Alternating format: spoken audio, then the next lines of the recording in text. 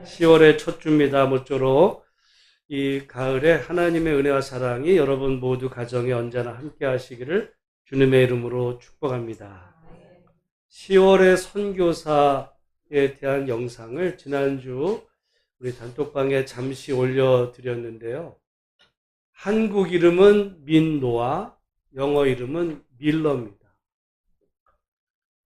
그 밀러 선교사가 1892년 26살의 나이에 조선 땅에 도착을 합니다. 그때는 아직 우리나라가 일제에 망하지 않았을 그때에 선교사가 왔는데 그 6년간 그 선교사에게는 6년간 자녀가 없었어요.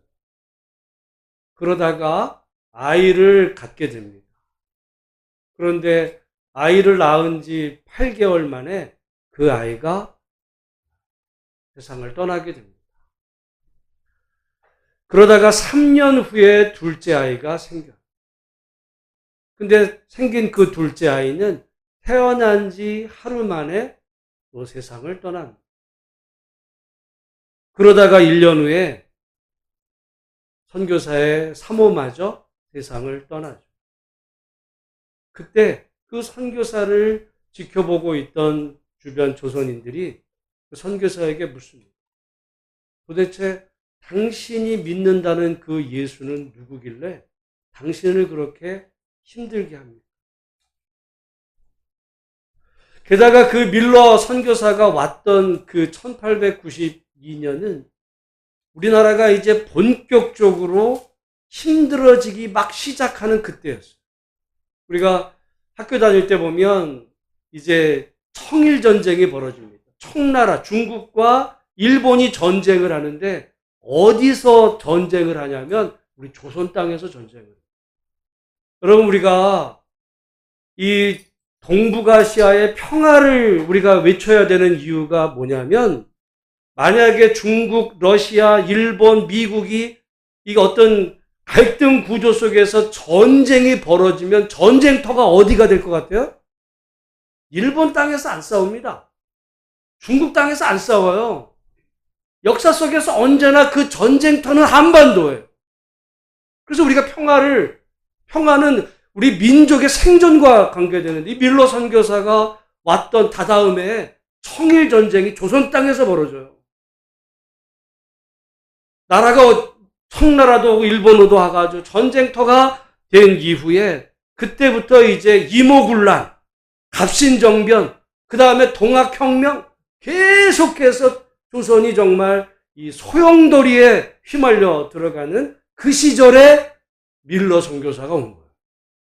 여러분, 우리가 뉴스를 들으면 지금 레바논에서 전쟁이 나잖아요? 어제 뉴스 들으니까 레바논에 거주하던 우리 교민들 다 어떻게 했어요? 다 귀국했어. 근데 만약에 어떤 누군가가 지금 그 레바논 그 전쟁터의 한 복판에 누가 거기 들어간다 그러면 주변 사람들이 뭐라고 했어요? 당신 미친 거 아니냐고. 남들은 다 나오는 마당에 왜 거길 들어가냐고. 밀러 선교사가 한국에 왔을 때 우리 조선 땅이 그랬던 거예요. 거기다가 가정적으로도 불행하고 어떻게 보면 우리 한반도 한민족 5,000년 역사 가운데 가장 비극적인 상황에 왔던 그 암울했던 시절에 그 선교사. 사람들이 묻는 거죠. 어떻게 보면 당신 여기 오기 전에 미국 땅에 살았으면 행복하게 살았을 수도 있겠고 와가지고 이 어려운 땅에 와서 결국 아이를 낳는데 아이들 연속해서 죽고 그리고 사모도 죽고 당신 믿는 그 예수는 도대체 누구냐고. 그때 그 선교사가 지은 찬송이 이따 말씀 후에 부를 찬송가 96장 예수님은 누구신가. 그러면 한번 생각을 예수님은 누구신지 우리 스스로가 난 예수를 믿는다 그러는데 중요한 거는 어떤 예수를 믿냐요. 예수님이 누구신가. 여러분 그때 그 밀러 선교사는 어떻게 보면 찬송가 96장 예수님은 누구신가 그 다음 곡이 뭐냐면 우는 자의 위로. 우는 자를 위로해 주시는 바로 그분이 내가 믿는 예수입니다. 오늘 어쩌면 우리는 그 예수를 믿어서 잘 되고 복받고 행복하게 부자 되는 이런 걸 꿈꾸며 여러분 예수를 믿는데, 밀러 선교사는 어떻게 보면 예수 믿고 선교하느냐고 어떻게 보면 가정적으로 정말 인생으로 보면은 비극이었어요. 우리 대부분 많은 경우 그런 상황 되면 내가 이러려고 예수 믿었나? 아마 믿음에 회의가 들었을 겁니다. 아마 선교직도 포기했을 거예요.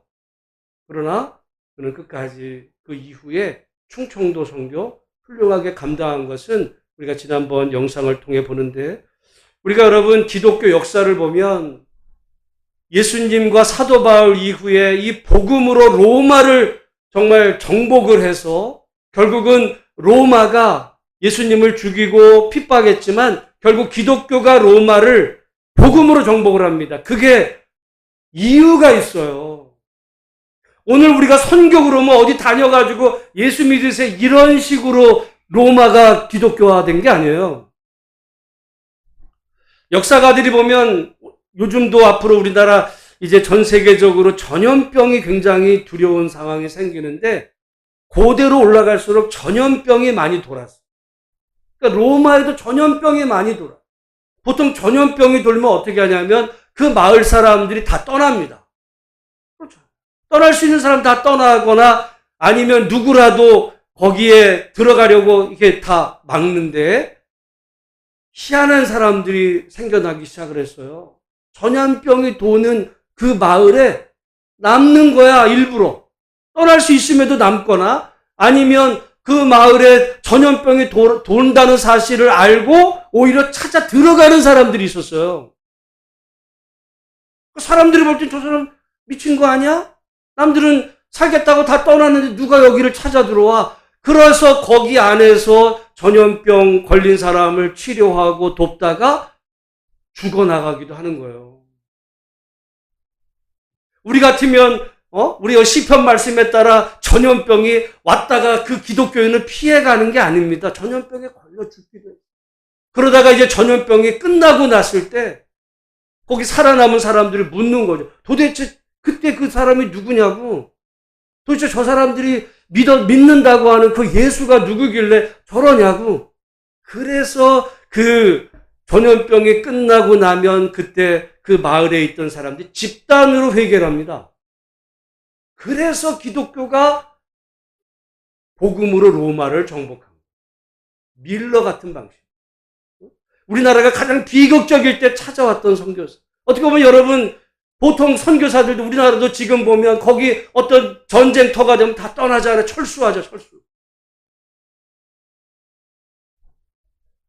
그러나 우리가 기독교 역사를 보면 어쩌면 그런 정말 그 자기의 생명보다 정말 주님을 향한 그 열정으로 피 흘렸던 그 순교자의 피가 기독교의 싹을 틔우고 꽃을 피우는 그 밑거름이 된 거.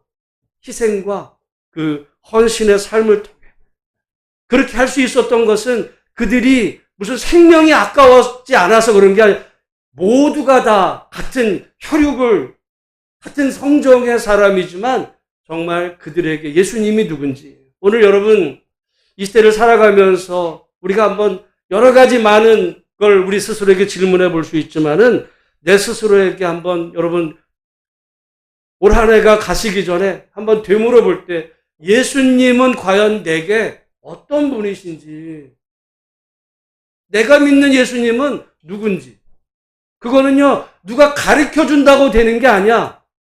가르쳐서 그런 줄 아는 신앙은요 어려운 상황이 생기면 다 배반합니다. 여러분, 이번에 일본의 총리가 된 사람이 있어요. 이시바 시게루라고.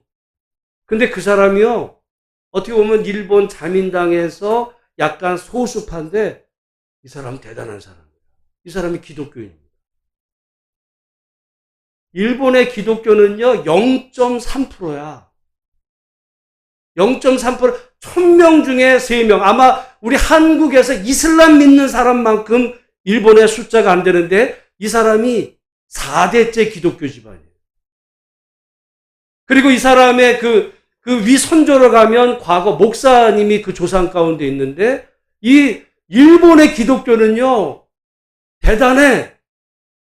우리나라 솔직히 말해 제가 자주 말씀드렸죠. 일제시대 때 우리 한국 기독교는 거의 다 신사 참배했어요. 근데 일본의 기독교인들은 신사 참배를 거부했습니다. 이시바 시게루의 조상들이에요. 그 사람들이 남아서 지금 일본의 양심 세력이 됐어요. 양심. 숫자는 적어요. 그러나 내가 가끔 얘기하지만 일본의 기독교는 진짜입니다. 왜? 그들은 거기서 기독교를 믿으면서 찾아볼 수가 없어. 주변에. 그래서 이번에 일본에 어떻게 보면 이시바 시게루 지극히 정상적인 사람인데 오히려 한국에는 위기예요. 그 얘기까지는 드리기 어렵지만 여러분 오늘 우리가 믿음 생활하면서 정말 예수님이 나에게 어떤 분이 되시는지 스스로 되물어 보시고 제가 오늘 오후에 영상 하나 보실 때 이 얘기에 대한 건데 한번 보시고 정말 이 가을이 더 깊어가기 전에 예수님이 누구신지 여러분 스스로 정말 신앙의 고백을 주님 앞에 하실 수 있는 복된 은혜가 있기를 주님의 이름으로 축복합니다.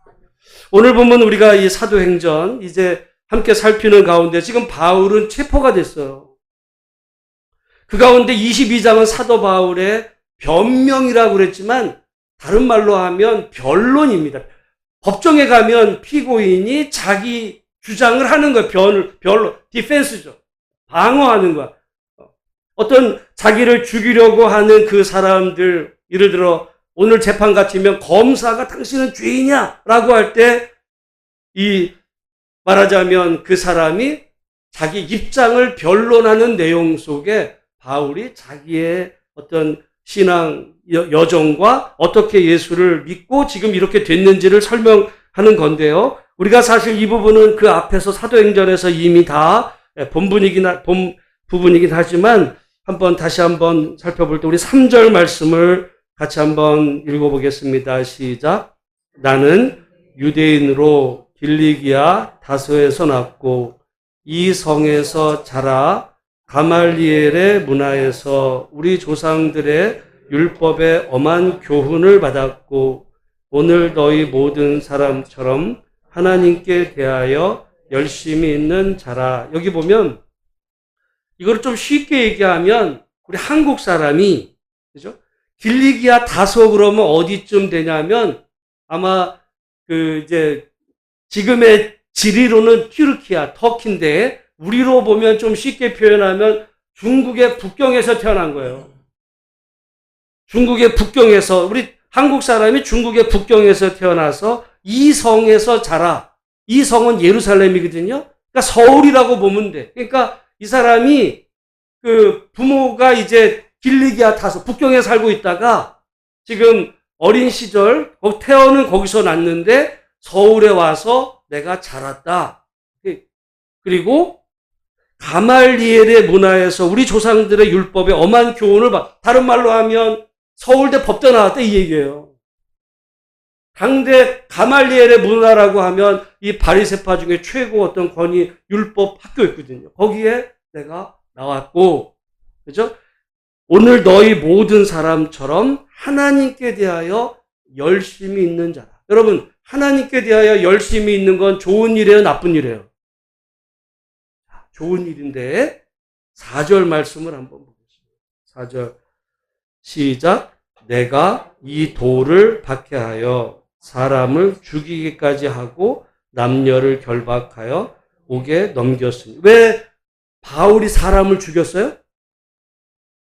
살인자라서? 살인을 좋아했어요? 아니야. 왜? 하나님께 대한 열심히 사람을 죽인 거예요. 여러분 지금 바울을 죽이려는 사람들은 하나님께 열심히 있어요? 없어요? 있어. 하나님께 열심히 다 좋은 게 아니야.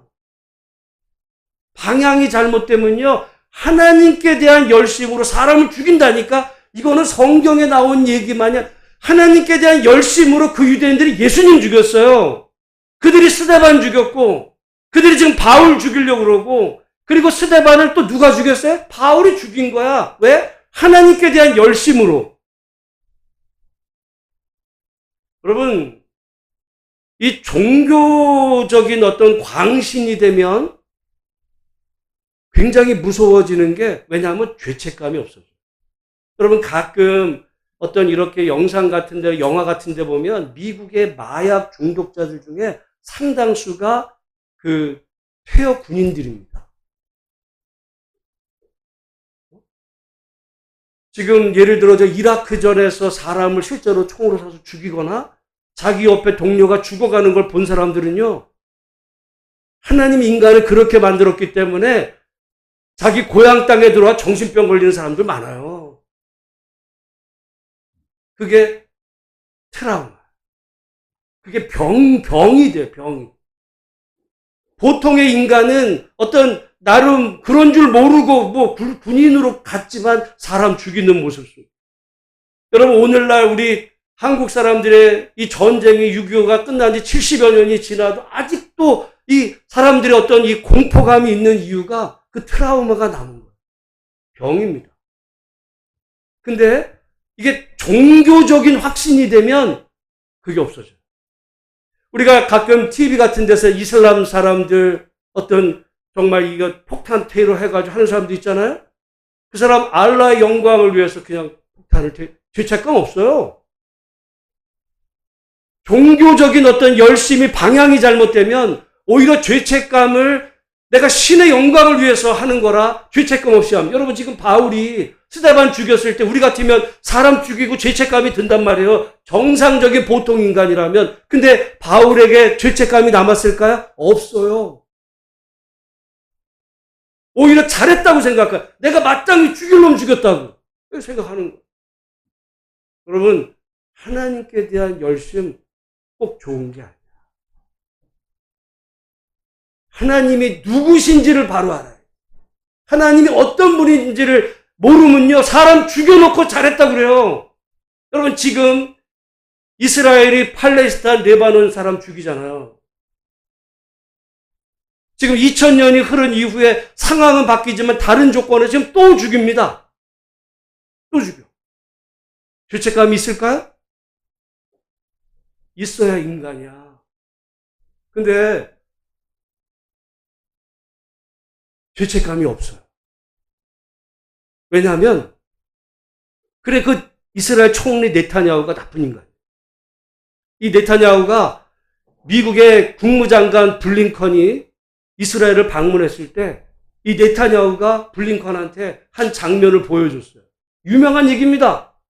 어떤 장면을 보여줬냐면 하마스가 그 팔레스타인 거기 하마스가 어린아이를 살해한 다음에 불태웠다고 하는 그 사진을 보여줘요. 이렇게 했다. 저놈들은 이런 놈들이라고 죽여도 된다고. 그래가지고는 이스라엘 군인들에게 이 하마스는 이런 존재니까 양심의 가책 없이 죽이라고. 그랬어요. 근데 알고 봤더니 그게 가짜였어요. 누가 그랬다고요? 네타냐후는 우리나라로 말하면 대통령이 그런 거예요. 대통령실에서. 군인들. 그러니까 이 군인들은 저 나쁜 놈들, 마땅히 이런 어린아이를 죽였을 뿐만 아니라 그 불태운 저런 인간들은 군인만이 아니라 민간인을 그렇게 죽이는 거예요. 여러분, 사람이 조금만 정신이 돌면요, 마귀가 됩니다. 마귀 짓을 하는 것 뿐만 아니라 나는 오늘 TV에서 보는 이스라엘 군인들은 그건 마귀예요. 폭탄 털어져가지고 거기 폭탄에서 사람이 죽어날 때 웃잖아. 잘했다. 여러분 이런 일을 우리 기독교인도 했습니다. 기독교 역사 속에 보면 슬픈 비극적인 사건이 많은데 우리 한반도에서 일어났어요. 요즘 논쟁의 여지가 있지만 저 제주도 4.3 해방 직후에 수많은 제주도민이 죽어요. 누가 죽였냐면 군인들이 죽이지 않았어. 그들을 주로 죽였던 게 서북 청년단이라고 하는 민간인들이 가서 죽였어요. 근데 그 서북 청년단이 누구냐? 서북이라는 거는 황해도 평안도에서 남쪽으로 피난왔던 이 사람들이, 내려왔던 사람들이 제주도 가가지고 민간인을 죽여요. 근데 그 서북 청년단의 본부가 어디 있었냐? 영락교회 안에 있었어요. 영락교회 담임이 당시 누구였어요? 동양의 성자라는 한경직 목사예요. 근데 자료가 남았어. 제주도에서 그렇게 많은 민간인을 죽이고 온 영락교회 그 서북 청년단을 한경직 목사가 우리 청년들이 잘했다고.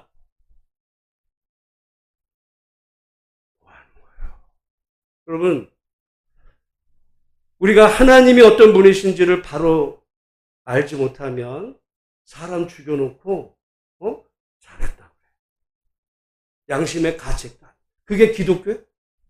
그게 하나님이 그런 분이니까 여러분, 우리가 이 성경을 보면서 얼마든지 우리도 여러분 아니라 그럴지 모르지만 상황되면 다 똑같아. 물론 내가 죽여야 될 그 대상이 지금 이스라엘에서는 팔레스타인 사람이고 이슬람 사람이지만 우리는 또 다른 이유로 사람을 죽여놓고 내가 하나님을 위해서 그를 죽였다 그러면 여러분 하나님이 좋아하겠습니까? 그럼 마귀가 좋아.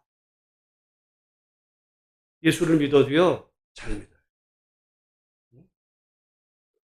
열심히 믿는 게 중요한 게 아니라 바르게 믿어야 되고 예수님은 누구신지 여러분 늘 되새겨 보면서 우리가 성경을 통해 우리가 만나고 믿는 그 예수님은 좋으신 주님. 우리가 그래서 어떤 우리 기독교인이 되면 사람이 예수님을 믿어가면 믿어갈수록 좋은 사람이 되어야 되는 거예요. 어떤 사람이 열심인데 포악해지면요. 그건 예수를 이용하는 거지 예수를 진정한 믿고 따르는 길이 아니다라는 거.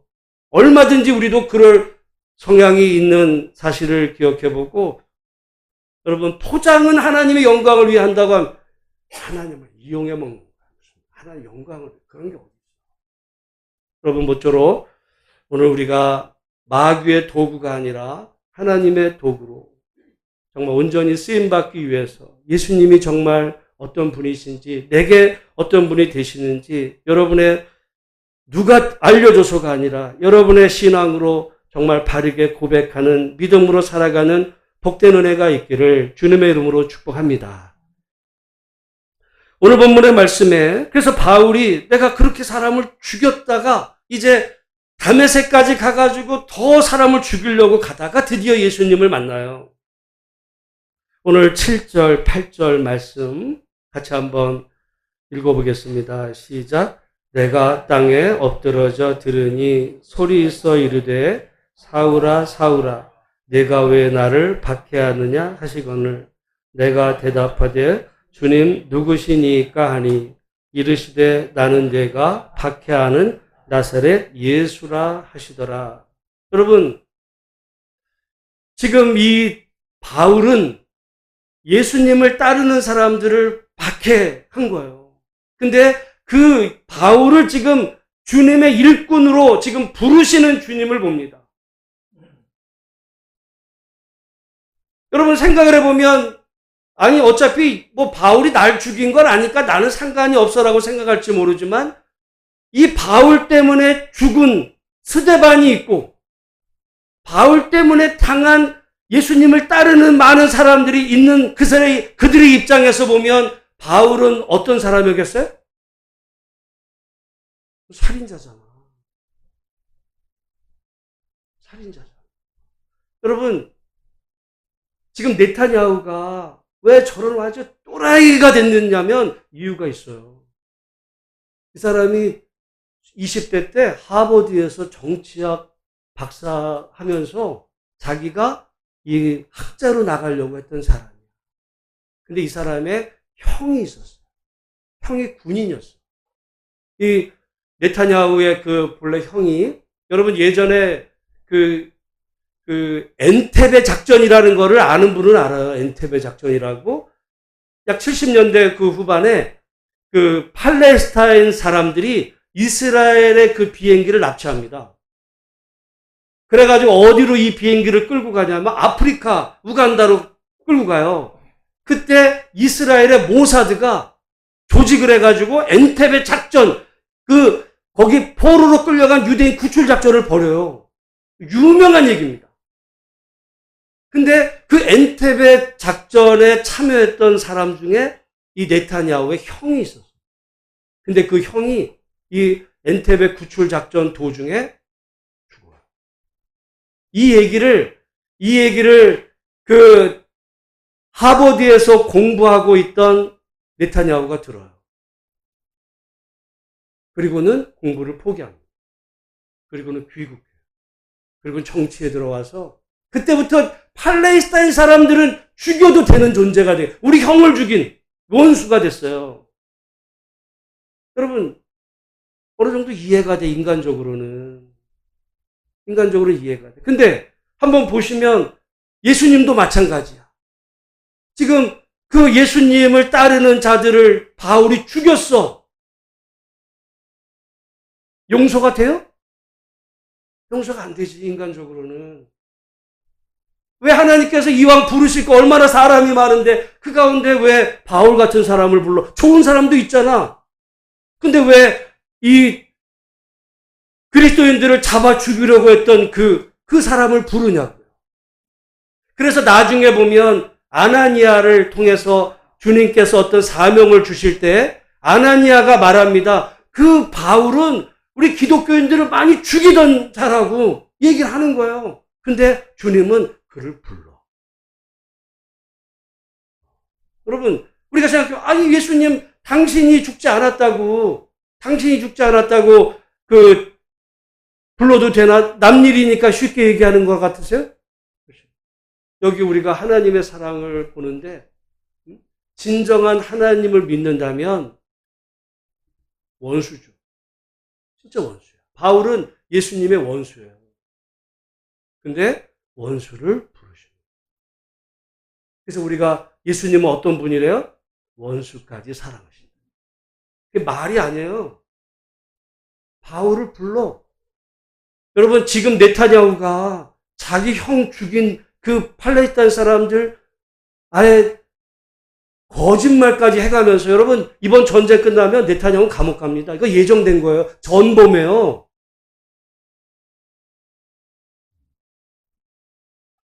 근데 그 사람 입장에서는 자기는 죽여도 된다라고 하는 벌써 근데 그 지난 지가 수십 년이 됐는데도 아직까지 그 형에 대한 그 기억을 못 잊는. 여러분, 하나님 믿는 거 아니에요. 하나님은 오히려 기독교인들을 박해했던 그 바울을 불러서 주님의 일꾼으로. 여러분 한번 생각해 보실 때, 그래서 바울이 불렀을 때 처음에 그 예루살렘에 바울에 대한 기억을 잊던 기독교인들은 바울을 이거 받아들일 수가 없었어요. 그래서 그 중개자 역할을 누가 했어요? 바나바가 한 거예요. 그만큼 어려웠다는 거예요. 왜냐하면 바울 땅에 당한 사람들이 있었으니까. 우리가 이 모습을 통해 우리 주님은 누구시고 예수님을 믿는다는 사람은 어떤 삶을 살아야 되는지 두 종류로 갈 수 있어요. 네타냐후 길을 갈 수 있어요. 원수는 끝까지 죽여. 이 길에 지금 이스라엘 비극이 네타냐후의 그 엔테베 작전에서 시작이 됐는지도 몰라요. 근데 그건 하나님의 길이야. 하나님의 길은 오히려 본문에 품어서 원수까지도 품으시고 당신의 그 종으로 사용하시는 그 주님. 우리가 신앙생활에 두 길이 있습니다. 네타냐후의 길을 갈 수도 있고요. 예수님을 따라가는 길이 있을 때 진정한 믿음의 길은 네타냐후의 길. 서북 청년단의 길이 그거였어요. 북한에서 빼앗기고 왔다고 해가지고 그냥 이를 갈고 한국의 동료들을 죽였어요. 여러분, 그건 하나님의 길이 아니에요. 하나님의 길은 오히려 정말 주님처럼 그 원수도 불러서 하나님의 도구로 사용하시는 주님. 정말 우리가 살아가는 이 시대 속, 그래야 여러분 피의 악순환이 끊어지죠. 여러분 한번 생각을 해보세요. 이번에 네타냐후 때문에 죽은 그 팔레스타인이나 이슬람 사람들이 있잖아요. 그 사람들 입장에서는 또 어떤 일이 벌어져요? 이제 원수를 갚아야 될 이유가 그 사람들은 생긴 거예요. 그 사람들은 당연히 또 총을 들겠죠. 세상을 피해보고. 여러분, 오늘 우리가 바울이 하나님께 대한 열심으로 사람을 죽일 수도 있는 그거는 나쁜 신앙. 우리가 신앙생활을 해도 좋은 신앙. 여러분, 하나님을 바로 알지 못하면 하나님의 이름으로 마귀짓 할 수 있는 게 얼마든지 우리 모두도 가능할 수 있고 역사 속에 그런 일들은 비일비재했다는 사실을 보며 하나님을 믿어도 바르게 믿을 수 있는 정말 그런 저와 여러분 우리 모두가 다 되시기를 주님의 이름으로 축복합니다. 그랬을 때 지금 바울이 뭐라 그러냐면 나는 내가 박해하는 예수라 라고 했을 때 10절 말씀 한번 같이 읽겠습니다. 시작. 내가 이르되 주님 무엇을 하리이까? 주께서 이르시되 일어나 다메섹으로 들어가라. 네가 해야 할 모든 것을 거기서 누가 이르리라 하시거늘. 여러분 저는 이거 볼 때 주님 내가 무엇을 해야 하겠습니까? 라고 할 때 주님이 가르쳐 주시면 되잖아. 근데 어떤 사람을 통해서 가르쳐 주세요. 사람을 통해서. 여러분 사람마다 쓰임새가 달라.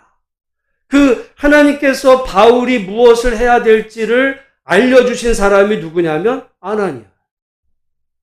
그리고 아까 말씀드린 것처럼 바울이 예루살렘에 지금 바울에 대한 안 좋은 기억을 갖고 있는 그 사람들에게 이 관계를 트게 만든 사람이 누구예요? 그건 바나바. 어떻게 보면 사도행전의 주인공은 바울이야. 근데 여러분 어떤 드라마를 보고 영화를 봐도 주인공 혼자 하는 일은 없어요. 어떤 극이 더 이렇게 멋있게 되려면 조연 배우들이 잘해야 돼. 물론 주인공도 잘해야 돼. 조연 배우들이 잘해. 그래서 어떤 경우는 조연이 주인공보다 나은 경우도 있어요. 오늘 우리가 사도행전에 보면 바울만 얘기하지만 여기 아나니아 같은 사람, 바나바 같은 사람. 어떻게 보면 잘 몰라요. 잘 몰라. 우리가 주목을 끌지 않아. 그러나 그들이 있었기에 바울이 있는 거예요. 우리는 다 사실은 주인공이 되고 싶죠. 조연도 훌륭할 수가 없어요. 근데 그 조연이라고 아무렇게나 그렇게 하냐? 여기 말씀해 보면 여러분 12절 말씀 그 아나니아가 어떤 사람인지 같이 한번 읽어보겠습니다. 12절 시작. 율법에 따라 경건한 사람으로 거기 사는 모든 유대인들에게 칭찬을 듣는 아나니아. 그러니까 이 아나니아는 모든 사람들에게 칭찬을 듣는. 그러니까 아나니아를 사람들이 다 좋아해. 그리고 아나니아가 하는 말은 다 신뢰를 해. 그런 아나니아니까 바울에 대해서 이야기했을 때 사람들이 아나니아는 거짓말할 사람이 아니야.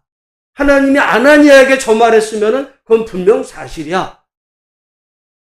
아나니아 때문에 바울이 있는 거예요. 여러분 하나님 나라엔 독불장군이 없습니다. 바울이 은혜 받고 그때부터 하나님 내가 너를 이방의 선교사로 세웠으니까 지금부터 나가. 그러면요 할 수 있는 게 뭐가 있겠어요? 예루살렘에 갔더니 저거 우리를 죽이던 자던데 그때 가서 바울이 그런데 내가 다메섹에 갈 때 예수님이 나를 만나서 내게 사명을 줬어요. 그걸 누가 믿어요? 안 믿어. 근데 그 연결 역할을 아나니아를 세워주시고 여러분 하나님은 어떻게 보면 그런 면에서 보면 치밀하십니다. 그리고 사람마다 쓰임새가 달라요. 하나님 나라에는 여러분 아나니아 같은 사람도 필요하고 바나바 같은 사람도 필요하고 물론 바울 같은 사람도 필요하고 그럴 때 하나님의 나라가 우리 예수 소망교회를 놓고 볼 때도 마찬가지. 어떤 분은 예를 들어 바울 같은 분도 있어야 되지만 근데 바울은요 일 중심이야. 일 중심. 어떻게 보면 바나바가 얼마나 귀한 존재였어요. 정말 살인자라는 누명 가운데 있었던 아무도 바울을 접촉하려고 하지 않을 때 예루살렘 사도랑 연결시켜준 연결고리가 바나바도 그래서 앞에 보면 굉장히 믿음이 좋은 사람이었어요. 인정받는. 그러니까 연결할 때 얘기가 되지. 보증을 서주는 거야. 여러분 그래서 성경에 보면 구약에 보면 항상 이 증인의 숫자가 있어요. 몇 명? 2명이죠. 왜 아나니아 바나바냐? 증인이야 그들은. 하나님께로부터 바울을 하나님께서 부르셨다는 것을 증인 역할을 해줄 이 두 사람 아나니아 바나바. 여러분 하나님은요 절대로 법을 어기지 않아. 하나님은 법을 지키시는데 하나님의 그 법은 언제나 사람을 살리는 쪽으로 역사하는데 마귀는요, 법을 이용해서 사람을 죽이는 방향으로 갑니다. 오늘날도 여러분, 이 법을 통해서 사람을 살리는 쪽이 있고 죽이는 쪽이 있어요. 그래서 법꾸라지들이 있어. 무슨 법대 나와서 검사하고 판사하고 법을 전문가야. 근데 그 법을 가지고 지 부귀영화 누리는 쪽에 이용해 먹는 법꾸라지들이 있어요. 그래가지고 뭐 현직에서 떠나면 1년에 50억, 100억씩 쫙쫙 벌고 법을 이용해 먹는. 여러분, 법은요, 사람을 살리는, 율법도 마찬가지예요. 율법은 사람의 생명을 살리는 율법이 될 수도 있고, 이게 획 돌면 바울처럼, 한때 바울처럼 사람을 살해해 놓고서도 양심의 가책마저 안 느끼는. 네, 내가 획돌이 한 거야. 얘는 처벌받아 죽어도 마땅한 인간이야. 양심의 가책을 안 느끼죠. 거긴 하나님이 없는 거예요. 하나님을 믿어도 그러니까 잘 믿어. 우리가 누가 교회 다닌다. 그래서 저는 늘 자주 말씀드리지만 하나님 믿는다 그럴 때 잘 봐야 돼요. 그 사람이 진짜 믿는 하나님은 어떤 하나님인지. 하나님을 이용하려고 믿는 경우도 있어요. 하나님 믿는 게 아니라 하나님을 이용하는 거죠. 근데 사람은 분별하기가 쉽지 않아. 오늘 그런 의미에서 오늘 우리가 예수님을 믿을 때 오늘 저는 바울은 열심히 있었지만 방향이 잘못되니까 어떻게 보면 하나님의 일을 한다고 하지만 도리어 마귀짓을 해요. 방향보다, 그러니까 이 열심보다 더 중요한 건 방향입니다. 방향이 올바른. 가끔 이 야구에 그런 경우가 있어요. 야구 이게 타자가 오는 공을 딱 쳤어. 그럼 1루로 뛰어야 되는데 이게 확 돌면 3루로 떠요. 그럼 어떻게 되는 거야? 의미 없는 거야. 1루로 뛰어야지. 우리가 하나님을 믿을 때 바른 방향으로 천천히 가도 바르게 가야지. 하나님을 자기 멋대로 해석해가지고 열심이라는 포장으로 지금 이스라엘에서 벌어지는 일이 그거예요. 거기 무슨 하나님이 있어. 악마들만 있을 뿐이지. 하나님의 이름이 가룟. 유대인이라고 살인 면허를 받았어요? 그런 거예요. 오늘 그런 의미에서 저는 오늘 2000년 후에 지금 이스라엘 땅에서 벌어지는 일이나 2000년 전 그들의 조상이 예수님 죽이고 스데반 죽였던 바울 같은, 그리고 지금 바울 죽이려는 모습이나 똑같아요.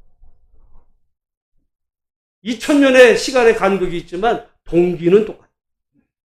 누구도 그럴 수 있어요. 기독교인도 그 짓을 했다니까? 한국 땅에서도. 조심해야 돼요.